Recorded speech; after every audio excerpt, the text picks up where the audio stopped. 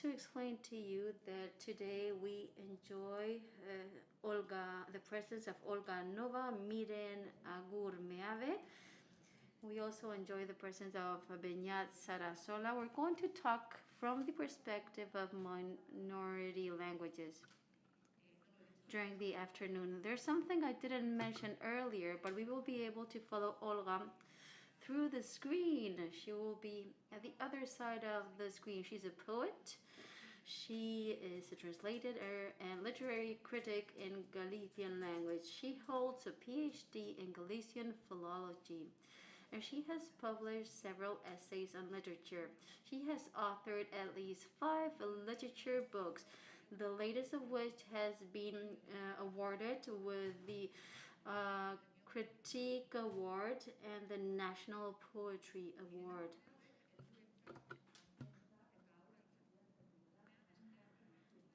I'd like to now describe the background of Miren Agur Meabe.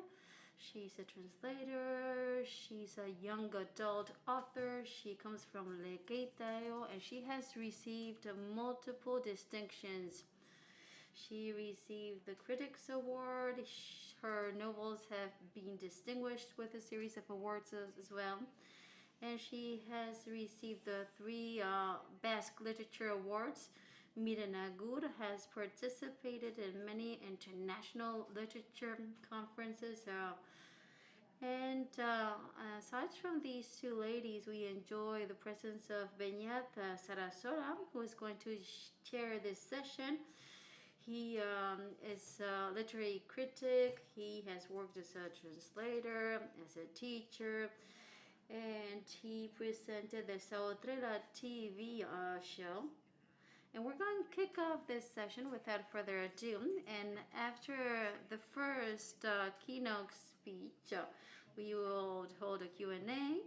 And then we will have a second session that will enjoy the presence of Marta Rosler, Marcelo Expósito from Buenos Aires, and Inma Prieto from Palma de Mallorca will chair the second session of the afternoon. You can follow us through the website of the Azcuna Centro and YouTube. And now, without further ado, we're going to give the floor to the speakers of the first session, Miren Agur, Olga Novo, and the chair, Beñat Sarasola.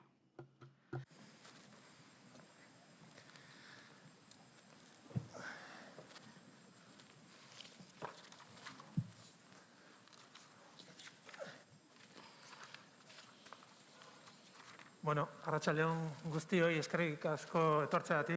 Good afternoon, ladies, gentlemen. Thanks very much for joining us today. Good afternoon, Olga. Miren Agur, good afternoon as well. Thanks very much for joining us today. As Nerea said,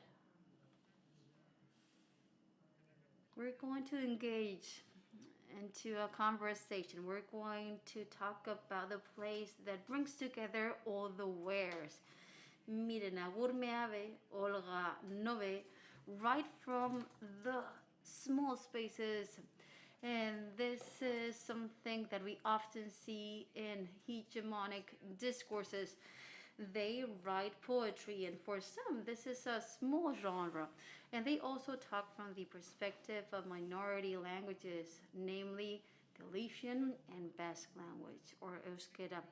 But if you've read their work, Miren's work and Olga's work, you can realize that they reach very big, wide spaces. And when reading their work, we can find big territories, large spaces in their books. And I'd also like to say that both of these authors are perhaps at the peak of their career. Olga Novo, with her last book, Felicidade, has received several awards. Miren Agur's work has also been recognized over the past years with many different awards and distinctions. She's also a translator. We're talking about 2 top-notch poets that are, well, perhaps at the peak of their career, and it's a pleasure for us to enjoy them here today. And I like to say that there are similarities between the work of both Miren and Olga. There are some key distinctive features that they share and that we're going to underscore here during this afternoon's conversation.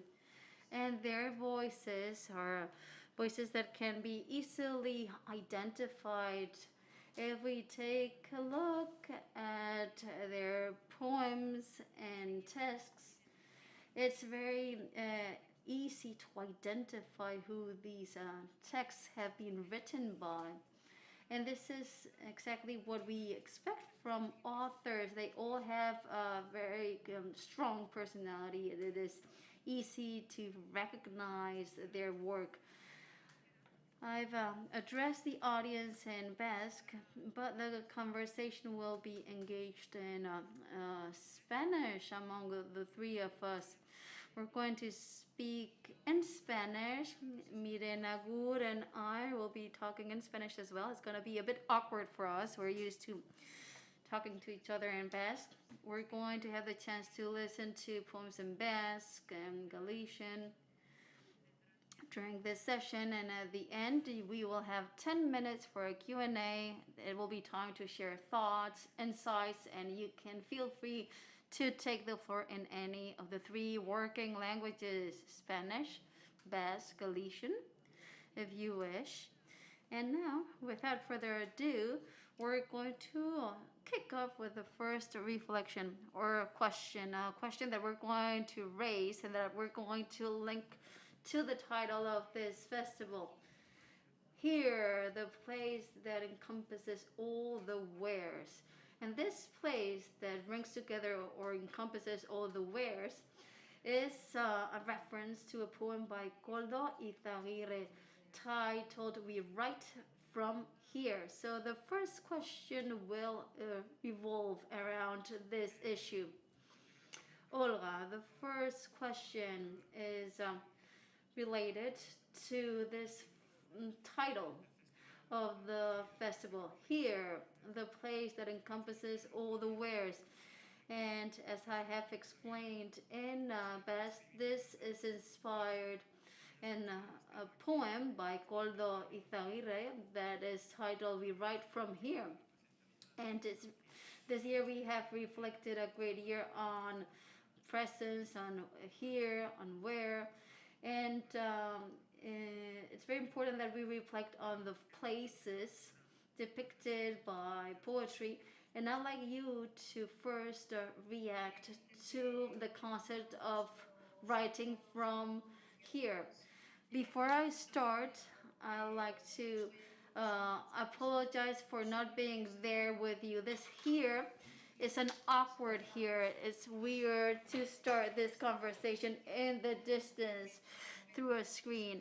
And I hope that in the future I'll be able to join you on site in order to engage in a face-to-face conversation. I would have loved to be there with Miren. I admire Miren. And I would have loved to meet you in person, Beñat. First of all, thanks very much for the invite. Thanks very much for inviting me to participate in this event.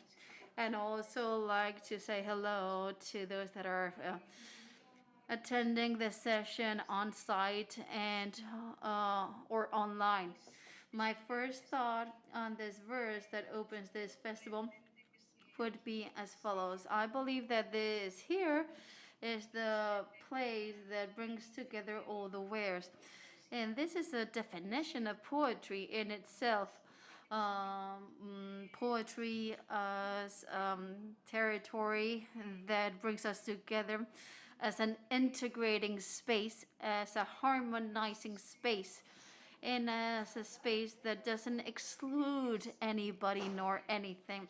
And this is essential to offer the world a place that does not exclude others, a place that embodies beauty, that is the refuge, that protects us against history. And I believe that deep poetry that is true, genuine poetry, It talks to us in many occasions about the interest history, about life at the end of the day, as the place that embodies all the wares. And now, if I may, I'd like to refer to a poem that is titled Intrahistoria, Intrastory. I'm going to read it in Galician, and this is a poem that I wrote while I was pregnant. And this poem was intended as a place here that brings together all the wares, a utopian space, my womb, that was hosting a new life. And this is our first refuge as human beings. That is the place where we were all awaiting birth. So I shall now read this poem titled Intrastory. Como nun mundo esférico e perfecto, onde non hai fronteira, nin exclusión, nin Deus, no teu ceo estrelado de vitaminas. Estás dentro da paz total, na alegría concreta da existencia cando chuchas a man por instinto de succión, como fai o meu cerebro coa música, estás dentro da armonía que está dentro de min, conectada cos astros e co teu corazón que aprende o compás binario de sístole e diástole. Libre, como se é cando se ama, como se é cando se crea, cando se cree que se pode ser libre, estás dentro da poesía que me ensancha ata igualarme o diámetro da pureza. E eu empezo a entender que só esta revolución hormonal cambia para sempre a miña historia dentro, onde estás, como nun mundo esférico e perfecto, onde non hai fronteira, nin exclusión, nin Deus, no teu ceo estrelado de vitaminas. Muchas gracias, Olga. Thanks very much, Olga, for this first thought and this beautiful poem that you have read, Miren, Agur. In your specific case, can you share with us a first thought on the where and on the heres? The first here, or what would your first general thought be? The first thing I'd like to say is that it is very important that we reflect on the search of that place, and it's not easy at all. We need to analyze the transcendence of all the details, the facts, the statements that have shaped our poetry. I believe that these are like signs that we convey that have guided me towards the right spot, the right place. It's true that perhaps right isn't the best adjective, but the right place for me is my place. And how can I define my place? Well, in summary, it would be the self, the I, and also the place of memory. As for self, for me, it is impossible to write without using the I. Although sometimes this pronoun is an individual reference, a unitary reference, but other times the pronoun is a word that impacts other individuals and has a collective group meaning, because we're talking about a hyper I. The hyper I is not only an I that talks about myself, and it's also the place of memory, because as we know, memory isn't something that you can keep, deep frozen as a block of ice. No. The narrative, the discourse that builds our own subjectivity through our writing, through our work, provides us with memory of ourselves and also of the world that surrounds us. And this memory is an inaccurate and fragmented memory, if I may say. And at the same time, we manipulate it depending on the effect that we want to produce. So only by saying I and memory, I'm talking about two spaces, about two places where everything or virtually everything fits. Virtually everything. And since these two spaces are so large, I often use two compasses in order not to lose myself. One is to tell myself that writing is raison d'être. I tell myself that when the biographic I and the literary I coincide, we can state that we inhabit our writing, and the fact that we inhabit our writing, even though it can be done differently, gives us authenticity. We can inhabit our writing through this direct I, through an alter ego, through doppelgangers. We can inhabit our writing, and we can be honest through myths and through costumes. But we need to be aware of the fact that writing is a raison d'être. And one day, this exercise, the act of writing, will, concentrate that broader eye. And the other compass is thinking that writing is like a canvas where each of us build or paint our landscape. What we see is that we weave the human condition so that each person will decide what he or she would like to depict on that canvas, but always connected to the window of the world, the window that connects our inner world with our outer world.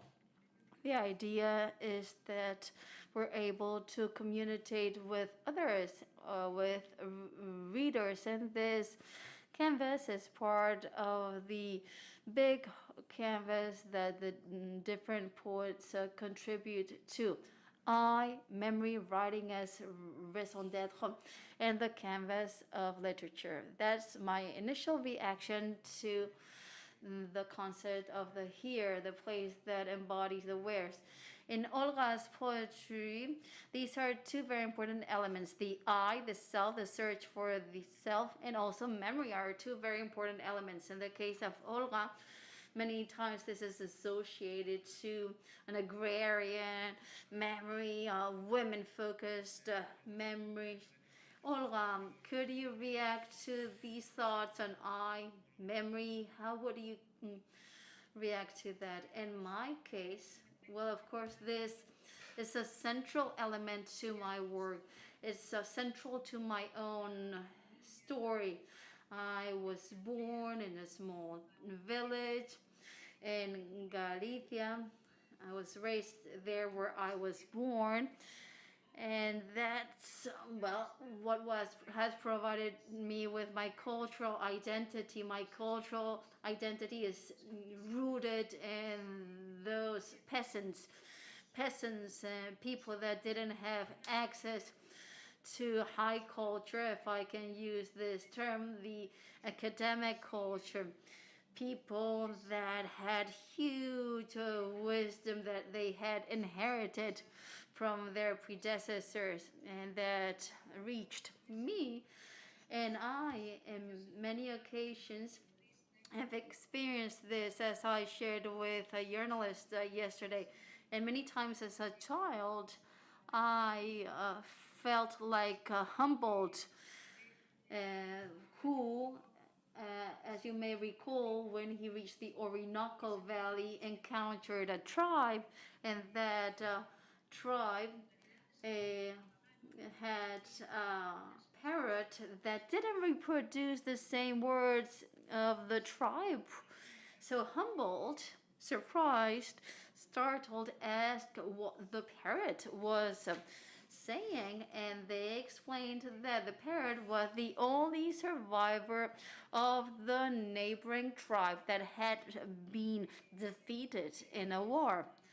And I believe that this is a very powerful metaphor that talks to us about the past of the tribe.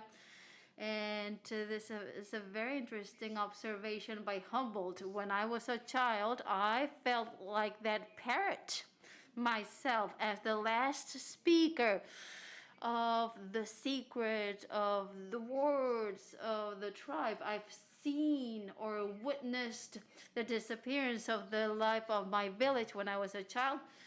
There were 12 houses inhabited by people and animals in my village, but now this village is an abandoned village. Miren has come to visit, and she can bear witness on this. So I was raised there, and I was able to witness the disappearance. I inherited the wisdom of those peasants. I inherited that history, and I understood that it was my moral duty to narrate, not to speak for them, but to convey the ancestral memory of those peasants, of those inhabitants of the village. So my voice not only conveys my own voice, but also the voice of all those peasants, of all those lives, of all those memories of anonymous people that won't hit the pages of history with a capital letter. We're talking about the culture and the wisdom built by those peasants, illiterate but wise people that are part of that intra-history. Those that have sustained life, sustained our life.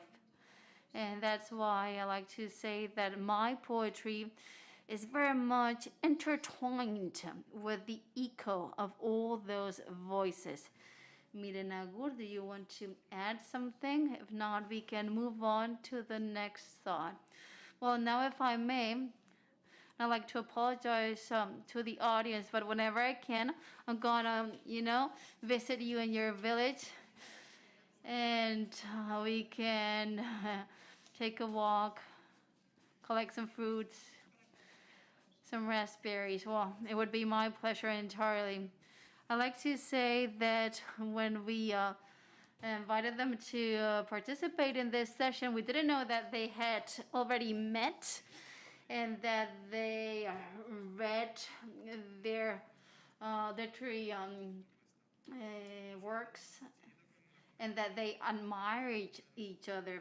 Let's continue with the conversation. I'd like to ask you now about where you write your poetry from. You've talked about the importance of the self or I in your poetry. Miren Agur has mentioned the self, the truth, the authenticity of the biographic self linked to the literary self. And this reminded me of something mentioned by the singer Anadi yesterday when she was mentioning that she encountered her true voice at a certain moment in time, voice that up until then she wasn't able to find. And with your first poetry book, Asanariko Adea, you were able to establish or create a new place within Basque poetry, a new I, a new self that we're going to be talking about a bit later on, that is very much related to the issue of the body. I don't know whether you were aware when you started writing about this. Were you searching for a space where you could manifest yourself? No, I wasn't aware at the beginning. It's been learning in progress.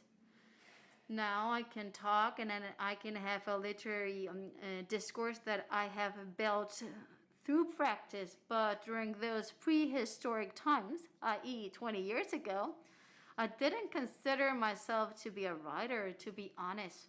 Back then, I wasn't aware of that. I wasn't aware of the path I would follow. I was acting out of intuition. But today, I believe that I can say that poetry for me is a place where several places coexist at the same time. On the one hand, we have the here of oneself, the time, space, the times, the spaces, then the here of the world.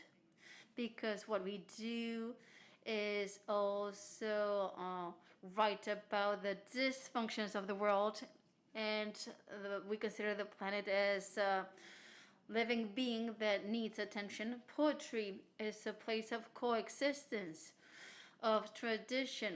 So we have the place of ourselves, of the world, of tradition. How can we define tradition? Well, that we have inherited from the Greek Latin world, and we also need to consider the oral tradition of Basque language and Basque literature. And last but not least, I'd like to say that with these heres, we have another here that is also very interesting, which is that other here that is a sort of parallel geography, if I may say, where we introduce ourselves, where we embed ourselves when we write. Through writing, through the act of writing, we enter a space, a mental space, where we have some awakenings. This isn't a physical space, but it's here that we as creators believe starts beating whenever we, grab a pen and start writing. So I like to say that this here is a place that coexists with many other heres. And I'll leave it here. In your case, Olga, in your last book, titled Felicidade, we can see this concept very clearly. This is a very moving poetry book that reflects on the birth of the daughter, the death of a father. It's very touching. And there's a quote that I very much liked that is very much related to something that Miren Agur said earlier, that says that poetry is a radical life act. And this is very much linked to the idea of authenticity. What can you say about this, Olga? How can you react to this? Well, I've always had serious doubts on poetry being a literary genre. I've always felt and experienced poetry rather as a truth, a vital truth, and as a way of inhabiting this world, as a way of contemplating this world. And I'm now going to share with you a poem. I'm going to show it to you physically. Can you see it? It's a quartz stone. And you see it that my dad collected from the village. Okay, small theft. My dad, by the way, loved quartz stones. He was a peasant, and in the turn of the century, he decided to build a new home. And in the area, in the surroundings of that home, or around the home, he wanted to have a fence, or wall rather, built. And on that wall, he placed hundreds of stones, larger than this one, of course. What he did was build a wall with hundreds of quartz stones. These are object poems. In Galician literature, quartz, and perhaps this is something that my dad wasn't aware of, but in Galicia, according to the traditional culture, quartz is a protective element. When he passed away, he left his home surrounded by a huge wall of quartz, a circle of protection. And I, myself, intuitively, without being aware about the meaning of quartz for Galician culture, when he passed away, since he loved this stone so much, I, removed stone and introduced that stone into his suit, his burial suit, so that that stone would accompany him. And shortly after, I discovered a book of Galician anthropology that described the uses of quartz in Galicia. And it was explained that for many centuries,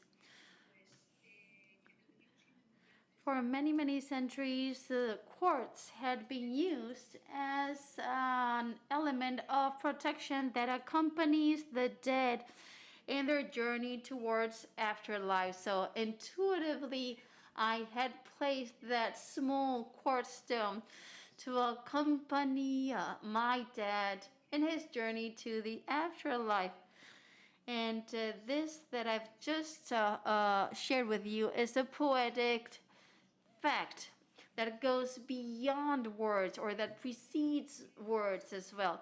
So I truly believe that there are many people that exercise poetry, that realize poetry by showing respect, by showing love, and by showing sensitivity to everything that surrounds them. Probably these people will never write a verse in their life. And probably the other way around too. There will be some people that write literally texts, but these people aren't truly poets. This is the feeling that I have. This is the thought that I wanted to share. And this is what poetry means to me. And I believe that poetry inhabits all spaces. It's only about knowing how to see poetry and to inhabit the world from poetry. Wow, that's a beautiful thought. Absolutely beautiful. Yes, it's about building and doing. No sé, Miren, Agur, si quieres leernos algún... Would you like to read a poem?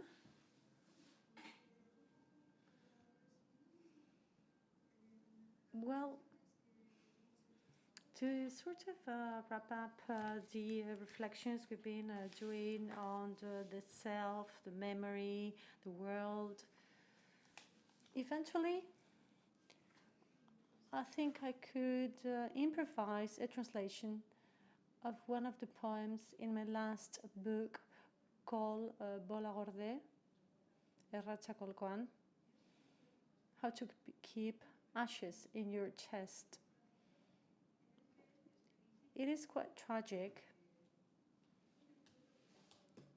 And here I, do an encounter as if I was having in my garden in Miramar a gin and tonic with Margaret Atwood. So I'm going to read a short piece of it that sums up my main worries when I am talking about the here. So the introduction will be we're there having a good time, relaxing, like seeing the trees, like sort of swaying away with the wind. And here goes the poem that she is reading in Spanish.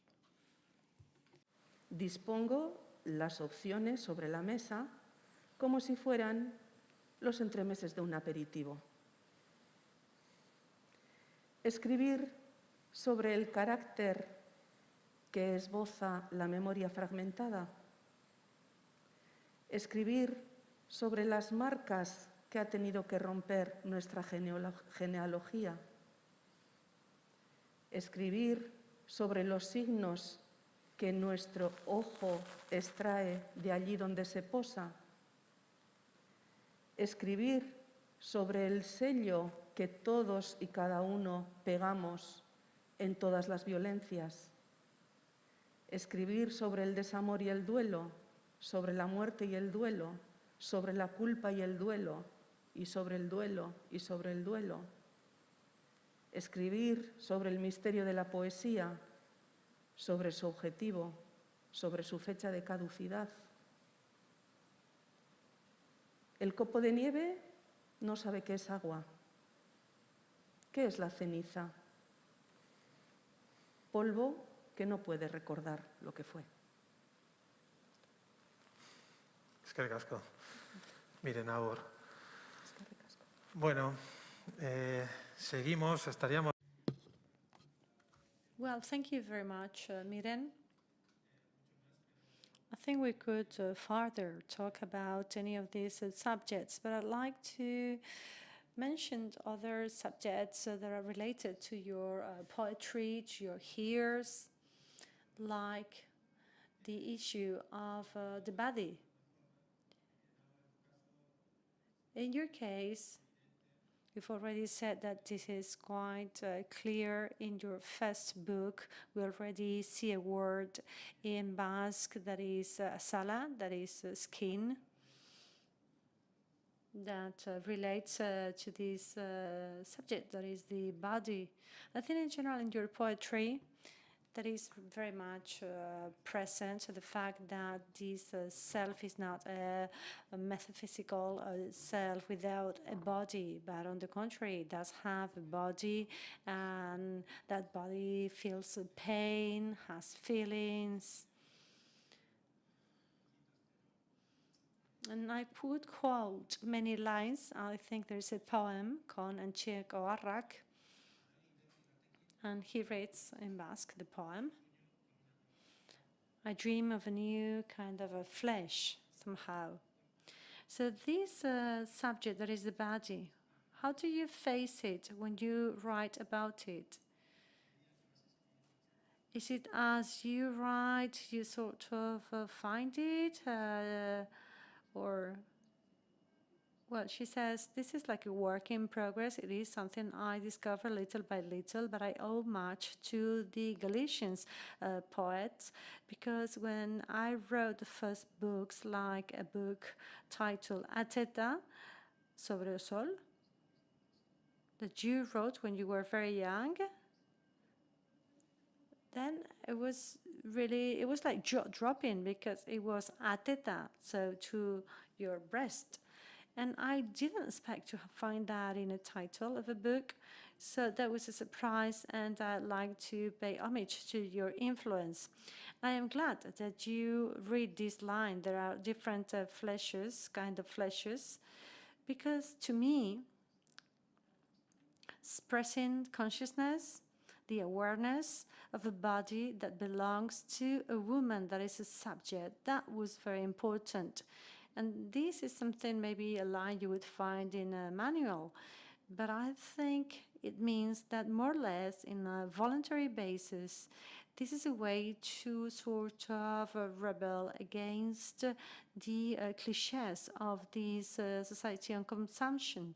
And I think this is about dreaming of a new flesh with cracks, with the different holes produced by fetuses. So this is the real portrait of a female body, and this is one of the ways in the ways in which I see the body in my poetry. Also making explicit sexual desire. This is always in my work. When my mom read one of my first poems, she said it was a bit horny. And then later on, when she read the second one, then she said that I was really winning my excommunion. I was going to be excommunicated. Está, llovía sobre mi clítoris. So this was like, it was raining on my clitoris, and your sex smelled like this and that, and she's reading a poetry again. What am I quoting this? Because now that she's resting in peace, my mom, I think she will sort of clap during my poetry recitals, because I think maybe she's not used to these, but she knows now that writing from the female body means that we are trying to fight for some pieces of a freedom that have been denied to us so many years ago. To write words like semen, like saliva, like clitoris or vagina was a way to be transgressive.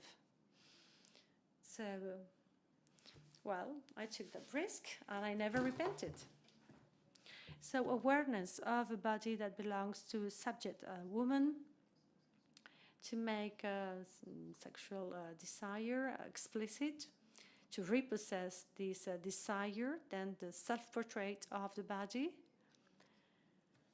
I've been doing many self-portraits along my poetry.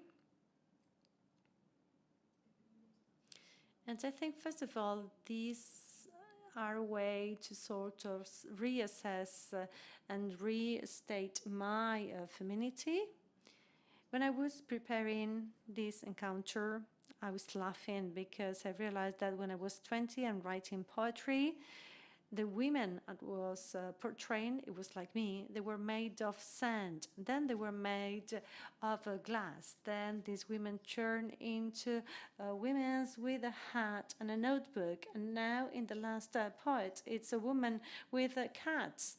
So we've got to laugh at this because I think this transparency and this sort of frail stages that I was portraying in the beginning, little by little, it has become something with more of a weight. Now it's evolved into our current age, which is the age of being old. And so this is about self-portraits, about making desire explicit, and awareness about the body and about women as a subject. And then also there is motherhood, maternity. You've been doing it in your poems, she's telling to Novo, but it's not the case in my poetry. I think there is a generation gap between you and me. And I think people my age,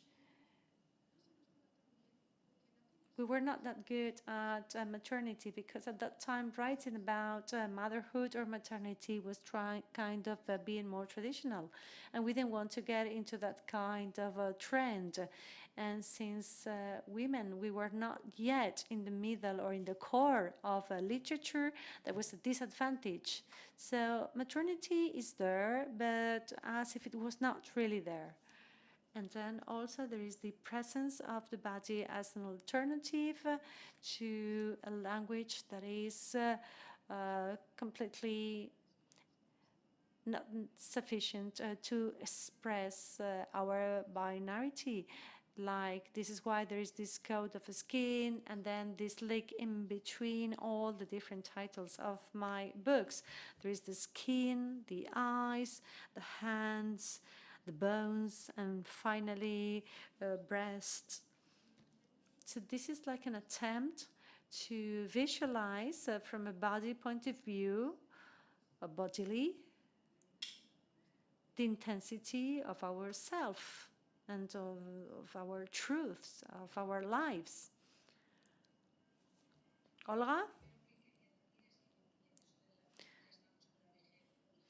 Well, you've got to correct what you've said. So we're not old yet. Well, maybe mature, but not old. No, we're only mature women. And we are in the splendor of our life. Well, thank you very much, Miren, for talking about these Galician poets that were a source of inspiration for you. And I think this was also a moment in time where we saw the consciousness, the awareness, and the body, and about the material that composes us. And this is a way sort of make us get to it together. And I think there we see the different paths that were already opened or bridged by the Galician feminists. And there, the key figure was a woman, Rosalía de Castro, of course. Rosalía de Castro used to say that women cannot yet tell what they feel or know, but she does. She said what she knew and what she felt. So her great-granddaughters and granddaughters well, we now know the lesson, and we are good at telling what we are and what we feel. What we are is women with the body of a woman. So you can only talk in an authentic way, and you got to inhabit that space to be true, and the body is the first space we inhabit. So a woman talks from the body of a woman, and also from the social experience that she goes through, that she lives. So I think that in Galician poetry, especially in the generation that I belong to, that is the generation of the 92s, with Yolanda Castaño, Gomez, and many others that you know very well. I think there was this presence of Rosalía de Castro and this awareness of feminism. And I think this took us to a kind of poetry with a very strong presence of the body and of the feminism. And in my particular case, I think there was another element. And that is the fact that I mentioned previously, that I belong to a small rural community that was constantly in contact with nature. So when one grows up in such a natural environment, how you see your body, how you feel pleasure, animal pleasure, this is something that you see on a day-to-day basis, so to say. So from this point of view, my mom always was a very natural woman that did not follow the rules of scenes, of morals. So as you were mentioning what your mother said about those poems, it was similar in my case. During the first days when I was reading my poems on the radio, in one of my poems, there was the word can't. And my parents, they were listening to the radio, and my father told my mom,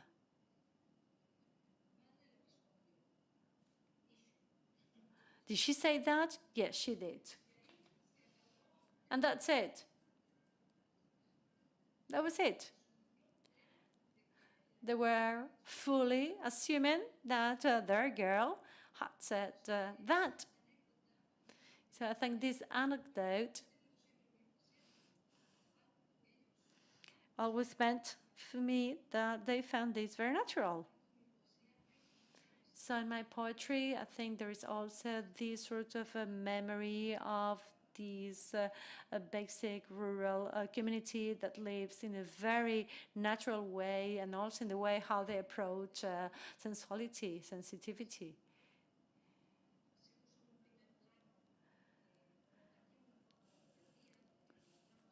This was a way for me to be a bit of a rebel, as you said, but I think then it has sort of permeated my whole work, not just to claim anything or to sort of be there as an act of resistance, but rather assuming in a natural way that I was writing from the body of a woman and with its pleasures.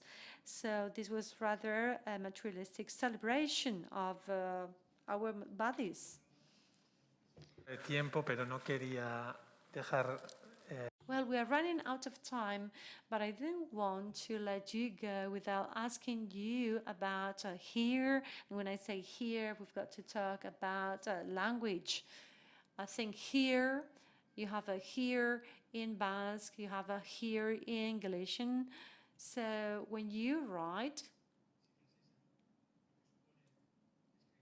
do you think of what writing in this minorized language means, that is in constant contact with one of the languages that is most spoken in the world? So what does it mean for your creation, for what you create? You've got to be short. I know it is difficult to be short about this, but please try. Well, Miren says that, of course, to use a minority language, it is something that it is very interesting now that the development and the financial aspects mean that most of these minority things are sort of subdued. It's like with the large companies that come and sort of put an end to the small companies. And writing in a small or in a minority language, it is something that we've decided to do. Why do I do so? When I go to schools, often children tell me, why do you write in Basque? If you rather wrote in Spanish, you would sell much more and be richer, because children care a lot about money in secondary school. And I always say that this is a way to sort of reaffirm myself. It is an act of love to my family, to my roots, and to my homeland. So I put these three feelings together. And also, it is an act of engagement, of being committed to my society and to my time and age. Because I think writing in Basque, it helps these very old, or one of the oldest language in Europe to survive and to persist. And I think this is also about being environmental. It is an act of an ecology to put a halt to this sort of way in which these small, so to say, languages are dissolving in the big languages. And I think it is about aesthetics. This is to try to make poets work for human beings. I think this is also about modernity. It is an act of modernity, and it is a way to turn things upside down, all cliches and stereotypes about women that they've been telling out, that we've been told. So I think this is also a feminist act. So because of these 5 reasons is why I write in Basque. Olga, in your case, when you write in Galician, do you do it in a natural way, because of some awareness? How do you approach this? Well, it is my mother tongue, Olga says. I learned Spanish at school and with the media. So, of course, you always hear Spanish in the media, but my mother tongue is Galician, so I've got to write in my mother tongue. I could not write in any other language. I could not write in my mother tongue. So it is the way how I express myself in a deep way, and I fully agree with everything Miren has said, because this is my natural way to express myself, and it is also an exercise of rebellion, and I think this is a way also to sort of give proof of ecological love, as she said. So I think the use of our own language, it is an act of love, to sum it up. It is good, same line to start and to finish. Perfect. It's an act of love. Okay, so now we're going to give the floor to the audience. Should they have questions or comments about the things we've been mentioning?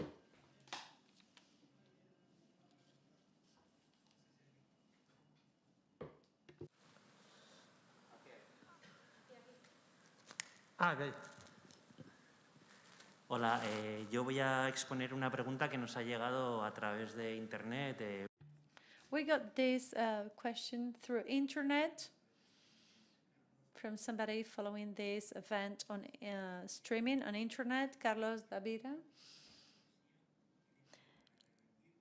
How much power do you think poetry has to reverse memories when we talk about landscape, about history? Do you think this is already happening? Well, hello, Carlos. We hope you're doing fine. He's a great Galician poet.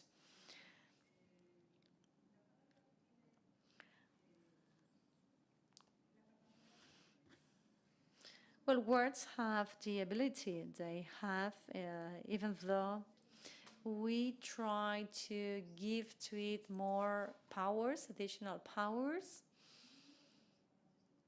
We are not able to completely change the world with the words, because there are many other realities that we cannot really fight. What can I do against the atrocities of the Mount Santo group? But with my poems, I can underline or plant a seed of being environmentally friendly. I don't think we can, with poetry, really change things, but we can at least, approach the readers that are in communion with us through this text and by analyzing our text. And then they act in their own environment within the reach of their own powers, of course.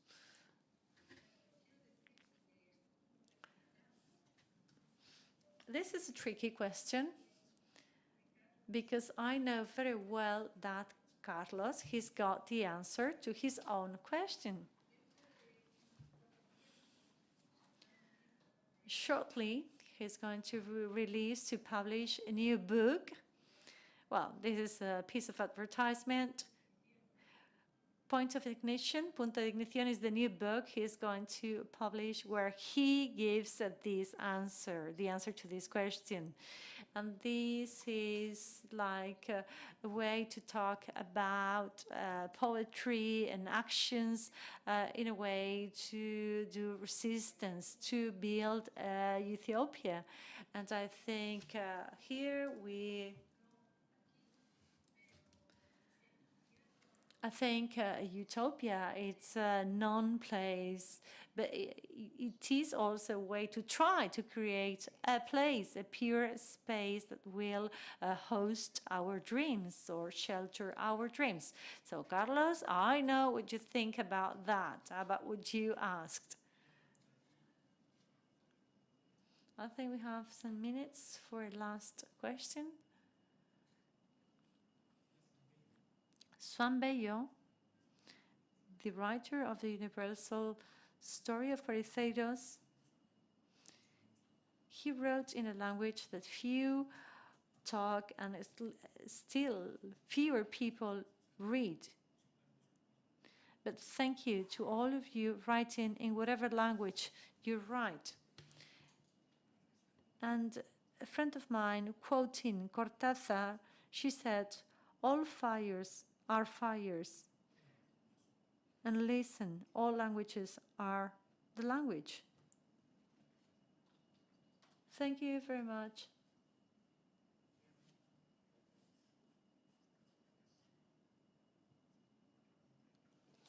Okay, I think we're running out of time unless you have the last question. Well, thank you very much to all of you. Thank you, Olga. Thank you for being there with us. And hopefully, next time you will be here with us and we will all meet here personally. Well, thank you very much to the audience. Well, the show goes on, the festival goes on, so I'll see you soon again. Thank you.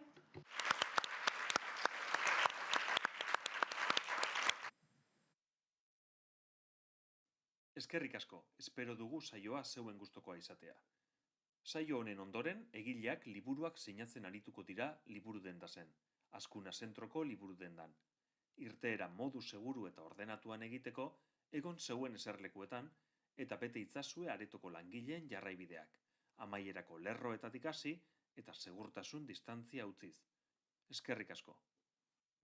Muchas gracias. Esperamos que hayan disfrutado del encuentro. A continuación, los y las autoras estarán firmando